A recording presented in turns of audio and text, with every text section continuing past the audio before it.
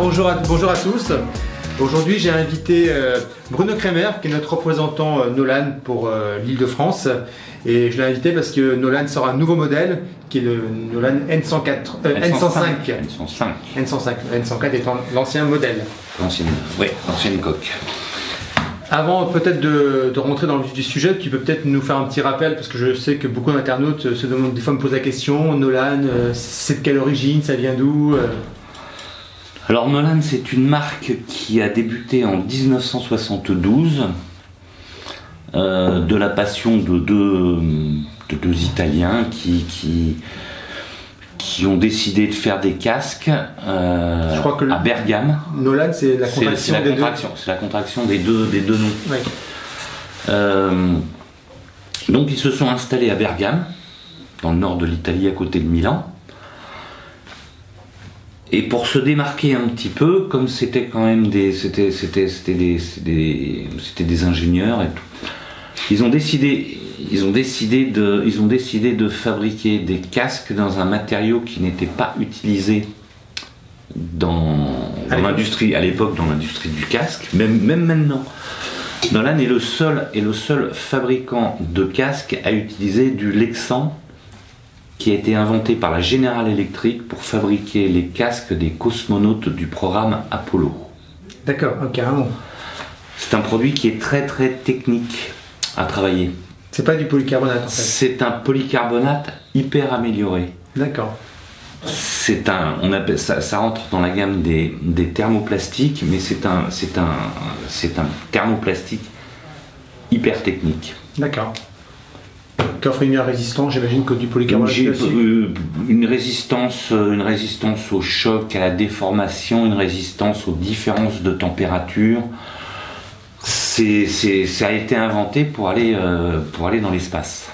Et alors, voilà. Ils sont toujours à Bergame, parce que moi je suis allé visiter l'usine, il n'y a pas si longtemps que ça, il y a moins d'1 an, et ça n'a pas quitté le lieu de création. Ça n'a jamais quitté Bergame.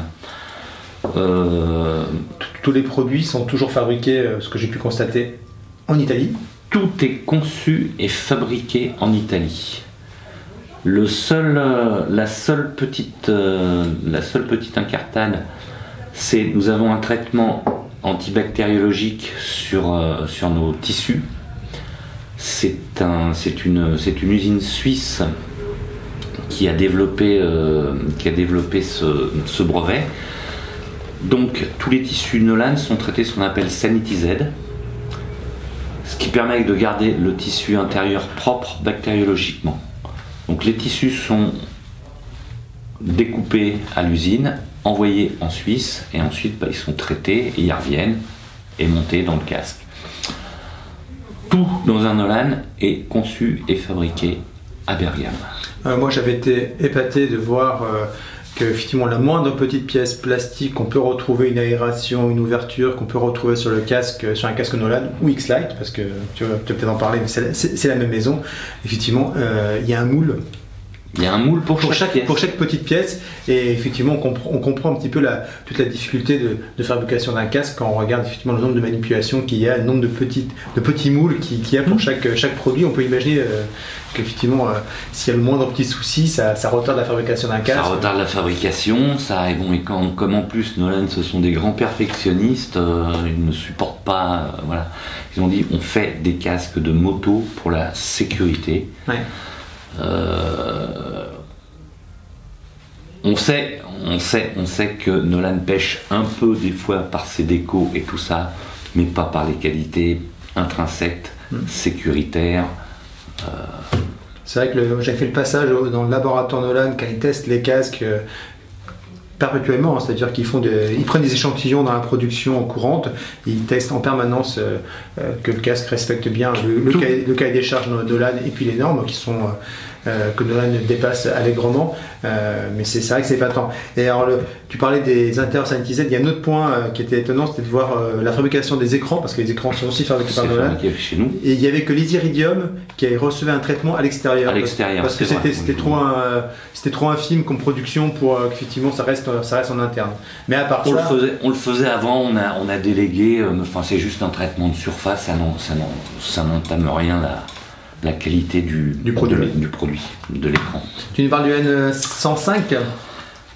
Alors le N105, c'est la dernière évolution, c'est le nouvel ouvrable de chez Nolan. Il faut savoir que c'est Nolan qui a inventé l'ouvrable en 1998, le N100, qui était un casque avec deux ouvertures. Il fallait ses deux mains pour manipuler l'ouverture. Ah oui, je me souviens. Ouais. L'ouverture de la mentonnière. Ça a révolutionné un petit peu le monde du casque. Et donc, 1998, sort le N100 avec déjà un très très gros brevet qui est toujours chez nous et qui est incontournable, c'est-à-dire l'ouverture elliptique de la mentonnière. La mentonnière, surtout les ouvrables du marché, une mentonnière s'ouvre sur un axe. Oui. Chez Nolan, il y a un système d'escargot qui fait que la mentonnière vient se plaquer et épouser le calotin. On peut essayer de le montrer peut-être. Hop. Voilà. Alors, ça remonte, et puis là, hop, ça redescend. Ça redescend. Et c'est vraiment ce double mouvement qui est une particularité de chez Nolan. Voilà. Ce qui fait qu'on peut rouler ouvert avec sans que ça fasse grand voile et que ça vous tire sur les cervicales et sur la tête.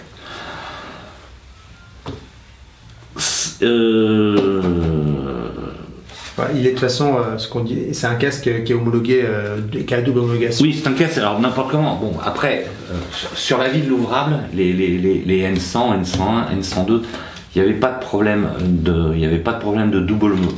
Ça n'existait pas la double homologation. Les gens roulaient ouverts avec, et normalement, ils n'avaient pas le droit. L'ouvrable a été inventé tout simplement. Le concepteur de ce produit s'est aperçu que quand on descendait de sa moto pour aller chercher les clés dans sa poche, pour aller chercher son portefeuille, ouvrir sa porte, voilà, on posait le casque sur le réservoir de la moto et souvent qu'est-ce qu'il faisait le casque ? Il tombait. Alors il y a un ingénieur de chez Nolan qui a dit on va garder le casque sur la tête mais on va l'ouvrir comme ça on pourra faire sa vie, tout simplement. C'est né de là, l'ouvrable. C'est une anecdote, mais c'est une anecdote importante. Et donc c'est par la suite seulement qu'il y a eu des évolutions sur les normes, et donc vous avez des ouvrables qui sont P et J, c'est-à-dire qui ont la double homologation avec lequel on a le droit de rouler ouvert avec, et d'autres ouvrables qui ne sont que P, c'est-à-dire l'homologation intégrale, et en théorie, vous n'avez pas le droit de rouler ouvert avec. On retrouve ici la petite précision du PJ avec le petit verrouillage sur le côté. Non, alors le petit verrouillage sur le côté, c'est encore une excitation des ingénieurs de chez Nolan qui pour être sûr que la mentonnière ne descende pas, ont mis un blocage. Mais ça n'a rien à voir avec la double homologation. D'accord, on n'est pas obligé d'avoir ce petit bouton pour avoir la double homologation. Non, et même si on ne le met pas, vous pouvez... C'est pas fait pour. Vous pouvez faire un petit peu de tout terrain avec un Nolan ouvert, la mentonnière ne descendra pas. D'accord. C'est pas le petit bouton, non. La double homologation, ce sont des tests supplémentaires d'arrachement de la mentonnière, de points d'impact sur la mentonnière et tout. Ça n'a rien à voir avec un blocage de mentonnière. Ok. Alors, dans les choses qui n'ont pas changé, donc effectivement, le système elliptique n'a pas changé. Le système d'ouverture qu'on connaît. Le système d'ouverture à double... Avec deux boutons. Avec deux boutons, voilà, on pince tout simplement, ça s'ouvre. Ça n'a pas changé. Par contre, ça n'a pas changé. Par contre, tout le reste a changé. C'est un nouveau casque, nouvelle coque, nouvelle ventilation, nouvel intérieur.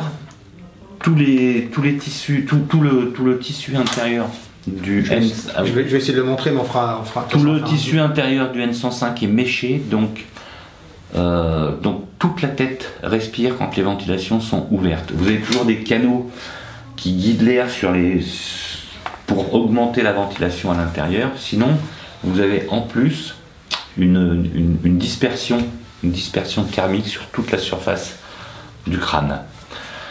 Autre particularité sur ce nouveau produit, vous avez un écran solaire traité anti-buée cranté. Ça c'est bien pratique. C'est bien pratique, ça évite d'avoir, pour certains qui ont des nez différents, voilà, de la normale, ou je sais pas, ça vous permet d'adapter exactement l'écran solaire par rapport à votre morphologie. Évidemment, toujours le système de remontée rapide.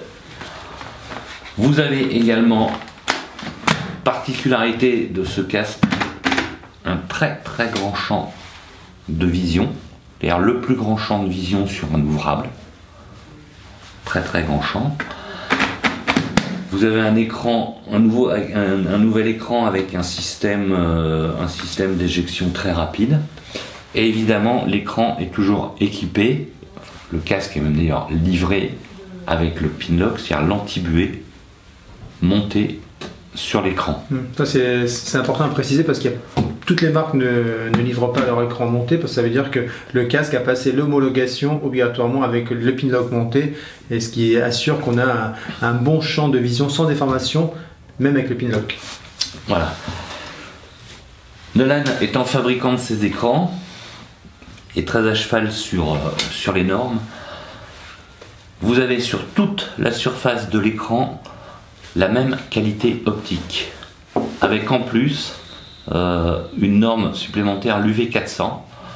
L'UV400 fait que quand vous avez par forte luminosité, vos yeux fatiguent moins qu'avec un écran normal. D'accord, ça je connaissais pas. Voilà.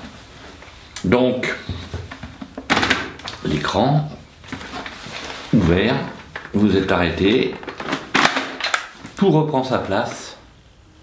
Il y a un rappel automatique de l'écran. Il y a un rappel automatique de la visière et tout et tout.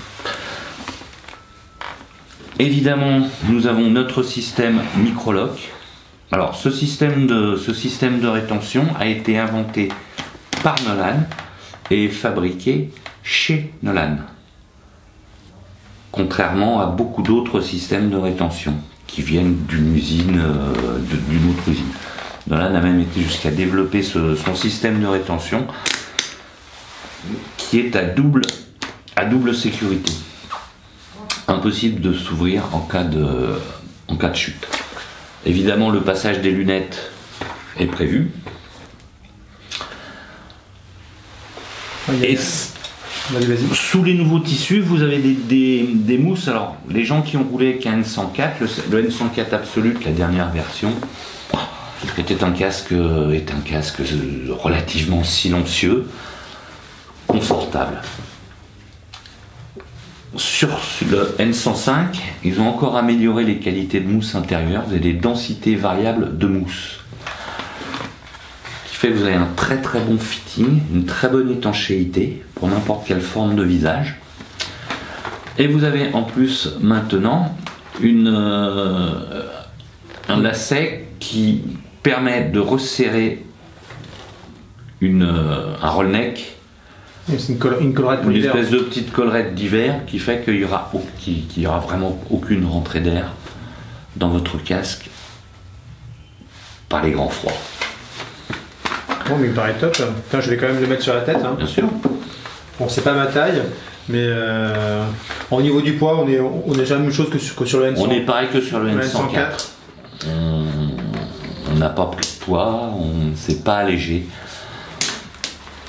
Il y a une répartition des masses différente du N104 qui fait que dans la main, certains clients le trouvent un peu plus léger. Bon, il n'est pas tout à fait à ma taille, donc je l'ai mis un peu facilement. Le passage des lunettes se fait sans difficulté, sans aucune difficulté, tu as raison. Mais quand on l'a sur la tête, c'est plutôt bien équilibré. Donc, bon, il faudrait que je l'essaie quand même à ma taille. Mais non, on va y remédier. On va y remédier. Bon, bah écoute, Bruno, merci pour cette présentation. J'espère que les riders, ça vous a en tout cas donné une bonne toutes les informations sur ce nouveau casque, donc le N105. N100.5, Ouais. N105. N105. Voilà, N105. Les Italiens adorent nous trouver des noms à chaque fois un petit peu. Ils aiment bien complexifier les labels des produits. Mais en tout cas, ça fait un bon produit, le N105, qui remplace le N104, qui remplace le N103. Donc on est vraiment sur toute une génération de modulables qui prouvent un petit peu le savoir-faire de Nolan aujourd'hui sur le créneau de ce casque. On en est à la 7e génération d'ouvrables. Et ce que je disais tout à l'heure à Bruno, ce qui est assez étonnant, c'est qu'aujourd'hui on a des clients qui ont même des N103, donc il y a quand même quelques années, et qui continuent à nous commander des intérieurs pour changer d'intérieur, tellement ils sont bien dans leur casque et tellement la qualité du casque est excellente en fait, ce qui fait qu'ils arrivent à le garder assez longtemps. Donc quand vous investissez dans un Nolan, je dirais que vous investissez normalement pour un petit moment. Dernière petite chose, à savoir que comme tous les casques de la gamme Nolan, ils sont prédisposés pour recevoir le système Encom. Ah oui, c'est vrai. On l'a pas précisé. On l'a pas précisé. Nolan a inventé le prééquipement des intercoms dans les casques, et là nous arrivons sur une nouvelle génération de Encom avec de l'électronique Sena. Nous dérogeons un petit peu à la règle, enfin. C'est une bonne chose, je dirais. C'est l'électronique, voilà, c'est l'électronique. Nolan a inventé le Encom. Les gens qui l'ont utilisé savent que c'est très simple à installer. Tout est prédisposé dans le casque. Le casque a été homologué avec le système Encom à l'intérieur. Ça, c'est important aussi. Et donc maintenant, il y a une nouvelle génération. Ça va plus être les B1, ça va être les B90, etc. suivant la référence des casques. Et à savoir que l'électronique intérieure, c'est du Sena. C'est un gage de qualité. Sena maîtrise parfaitement, mais vraiment parfaitement, l'électronique des intercoms. Donc pour les clients qui ont connu en tout cas l'électronique de l'époque, plus Nolan, en tout cas sous-traité à des Italiens de chez oui, voilà, qui étaient d'une qualité pas durable dans le temps en tout cas. Il y a eu des hauts, il y a eu des bas, mais il y a eu des soucis. Il y a eu des soucis. Voilà, nous faisons amende honorable. Donc là, vous partez en tout cas sur du Sena, et Sena, étant un vrai spécialiste, je pense qu'on n'aura plus aucun problème, en tout cas sur les intercoms Nolan à l'avenir. Sena ne fait que de l'électronique de communication, comme Nolan ne fait que des casques. Donc le mariage normalement devrait très très très bien se passer. Bon merci Bruno en tout cas. Merci les riders de nous avoir suivis. À très bientôt pour un nouveau face à face ou un Extreme Show.